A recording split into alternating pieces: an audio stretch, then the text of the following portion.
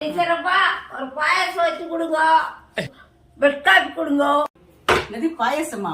உண்மையாவே உனக்கு ஒரு நாள் பாயசம் போட போறேன் இரு. அப்ப இருக்குது பலாப்பழம் இருக்கு, பலாப்பழ பாயசம் போட்டு தரேன்.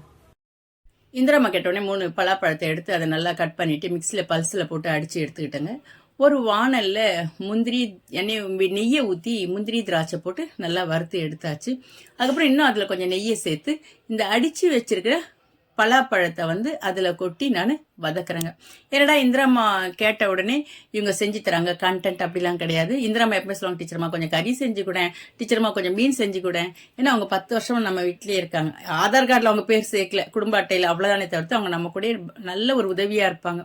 அதனால ஒரு ஹாப்பியாக இருக்கும் அவங்க கூட இருக்கும்போது. டான்ஸ் எல்லாம் ஆடுவாங்க. அது முடிச்சா இன்னொரு நாள் வீடியோ போடுறேன். இந்த பலாப்பழம் பாருங்க நல்லா வதங்குதுங்க, நல்லா வதங்கி சுருண்டு வரணுங்க. அந்த நெய் கொஞ்சம் வெளியில தெரியற அளவு சுருண்டு வரணும்.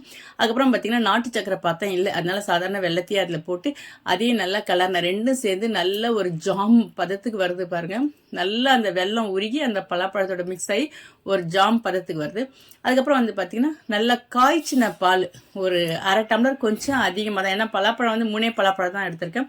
அதனால ஒரு 1/2 டம்ளர் பாலை மாத்திரம் ஊற்றினேன். ஊற்றிட்டு இது எப்படி இது அதிகமாக பால் ஊற்றினா பாயாசம் ரொம்ப நல்லா தண்ணி ஆன மாதிரி ஆகிடும். சரி கொஞ்சம் திக்கான பதத்திலே செய்யலாம் அப்படின்னு சொல்லிட்டு கம்மியாகவே பாலை ஊற்றினேன். ஆனால் கொஞ்சம் திக்காகவே ஊற்றின பால் அதை போட்டு அதுவும் நல்லா கொதிக்கணுங்க. அந்த பால் நல்லா அந்த கலவையோட சேர்ந்து நல்லா பாருங்க கொதிச்சு வரும்பொழுது அதில் நம்ம வறுத்து வச்சிருக்கிற முந்திரி திராட்சை ரெண்டுத்தையும் போட்டு நல்லா கிளறினங்க. கிளறி நான் கொஞ்ச நேரம் அடுப்பில் விட்டேன், அடி பிடிக்காம கிளறிக்கிட்டே இருந்தேன். நல்லா சுருண்டு வந்துருச்சுங்க. எல்லாம் சேர்ந்து பார்க்கறதுக்கே ஒரு நல்ல டேஸ்டாக இருந்தது. உடனே ஒரு கிண்ணத்தில் மாற்றி அதை அழகாக வச்சு இந்திராம்மாவை கூப்பிட்டு இந்தா தாயே நீ கேட்ட பாயாசம்னு கொடுத்தாச்சுங்க.